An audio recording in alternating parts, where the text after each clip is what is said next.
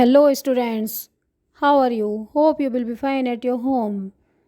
तो चलिए, आज मैं आपको चैप्टर 1-3 क्वेश्चन की समरी बताऊंगी। तो स्टूडेंट्स लिसन केयरफुल्ली। अब मैं चैप्टर 1 की समरी स्टार्ट करती हूँ। एक बार राजा के मन में विचार आता है कि ऐसे 3 क्वेश्चन, कौन से 3 क्वेश्चन हैं जिसकी वजह से मैं कभी भी जीवन में असफल ना हूँ, और वो कौन से 3 क्वेश्चन थे, इसे जानने और उनको करने का सही समय क्या होता है। तो उन्होंने सोचा कि मैं अपने दूतों को राज्य में भेजता हूँ और उन्हें भेजता हूँ और ये अनाउंस कराता हूँ कि अगर कोई भी मेरे इन 3 प्रश्नों को उत्तर देगा तो मैं उसे एक बहुत अच्छा इनाम दूंगा। लेकिन जब लोगों को ये पता लगता है तो कई बुद्धिमान लोग उनके दरबार में आते हैं और उनसे इन प्रश्नों का उत्तर देते हैं। लेकिन राजा को किसी की कोई बात समझ में नहीं आती, क्योंकि कोई कहता है इन्हें जादूगर की ज़रूरत है, कोई कहता है डॉक्टर की ज़रूरत है, कोई कहता है इन्हें परिषद की ज़रूरत है, और कोई कहता है ऐसा कभी नहीं हो सकता कि जीवन में किसी काम को करने का सही समय हो, क्योंकि कभी कभी ऐसा अर्जेंट वर्क आ जाता है कि हमें उस काम को करना पड़ता है, तत्काल ही करना पड़ता है। तो इसीलिए उसे राजा को इन सब की बातें सुनकर उनमें से किसी की बात अच्छी नहीं लगी। फिर कुछ लोग आते हैं और वो कहते हैं राजा को ऐसे काम में तो एक जादूगर की ज़रूरत होती है जो जादू से सब काम कर देगा। लेकिन फिर राजा सोचता है कि नहीं, ये भी ठीक नहीं है। तब भी राजा संतुष्ट नहीं होता, मतलब वो सेटिस्फाई नहीं हो पाता।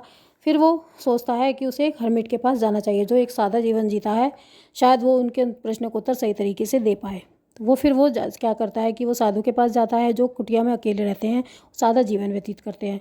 जब राजा को ये सब मालूम पड़ता है तो वो भी बिल्कुल साधारण वस्त्र में आ जाता है, अपने घोड़ों को भी छोड़ देता है, अपने सिपाहियों को भी छोड़ देता है और राजा की कुटिया की तरफ बढ़ जाता है।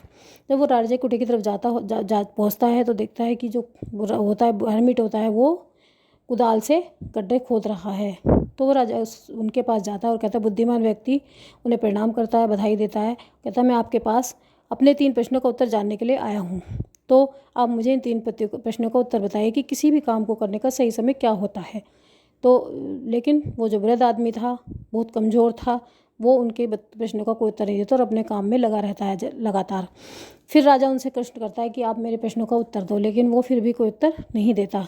जब राजा देखता है कि वो बहुत कमज़ोर और बूढ़े हैं तो वो उनसे कहता है कि आप बैठ जाइए और मुझे खोदने दीजिए, क्योंकि वो देख रहा था कि उनकी सांस फूल रही थी, वो फिर भी खोदे जा रहे थे क्योंकि वो बहुत कमज़ोर थे। राजा उनसे कुदाल ले लेता है और वो गड्ढे खोदने शुरू कर देता है। तब फिर राजा उनसे कहता है कि आप मेरे 3 प्रश्न का उत्तर दे दो। लेकिन साधु फिर भी कोई उत्तर नहीं देता। जब तक राजा थकता नहीं है वो गड्ढे खोदता रहता है रात तक, और उसके बाद वो कहता है कि आप मेरे 3 प्रश्नों का उत्तर नहीं दे दो। लेकिन साधु कोई जवाब नहीं देता। वो कहता है कि यहाँ बहुत से आते हैं और चले जाते हैं, लेकिन फिर भी वो उनके प्रश्नों का सही उत्तर नहीं देता। तभी वो जैसे ही राजा मुड़ता है वो देखता है एक दाढ़ी वाला आदमी उनकी तरफ दौड़ा हुआ आ रहा है और उसने पेट को अपने हाथ से दबा रखा है, क्योंकि वो घायल हुआ था। उसके पेट से बहुत सारा खून बह रहा था। जब वह राजा के पास पहुंचा तो वह बेहोश हो गया और नीचे ज़मीन पर गिर गया। राजा और साधु उसे अपनी कुटिया में ले गए और उसके पेट घाव को धोया पानी से। फिर उसको धोकर राजा ने अपने रुमाल से उस घाव को साफ़ करा। उसके बाद उनको उसकी रीड्रेसिंग मतलब करी, उसे सही करा घाव को, लेकिन उसकी घाव से खून बहना अभी तक बंद नहीं हुआ। जब तक खून बहना बंद है राजा उनकी देखभाल करता रहा। लेकिन जब कुछ समय बाद उनका खून बहना बंद हो गया तो उस आदमी को बहुत अच्छा महसूस होने लगा। तो उसने कहा कि मुझे कुछ पीने के लिए दो। तो राजा उनके लिए साफ़ पानी ले आया। देखते देखते सूर्य छिप गया और तेज़ हवाएं चलने लगी।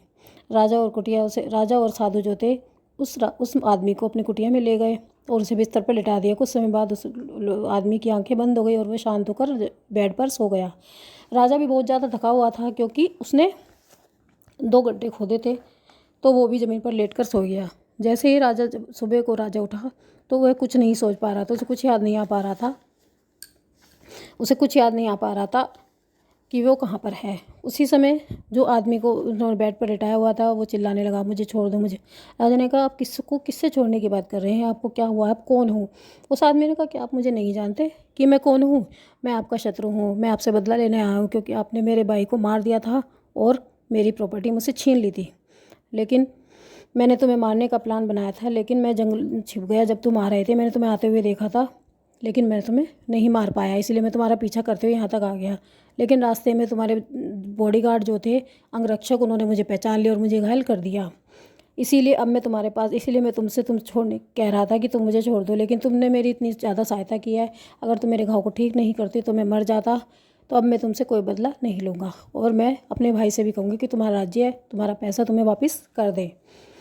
इस प्रकार राजा बहुत खुश होता है कि मैंने अपने शत्रु को भी अपना मित्र बना लिया। तो वो कहता है कि मैं तुम्हारे पैसे भी वापस कर दूंगा और मैं तुम्हारा राज्य भी तुम्हें दे दूंगा। फिर वो बहुत खुश होता है। फिर वह साधु के पास जाता है और कहता है कि हे साधु, अब आप मुझे मेरे प्रश्नों का उत्तर दे दो, फिर मैं अपने घर चला जाऊंगा। लेकिन फिर साधु कहता है कि तुम्हें तो तुम्हारे प्रश्नों के उत्तर पहले ही मिल गए हैं।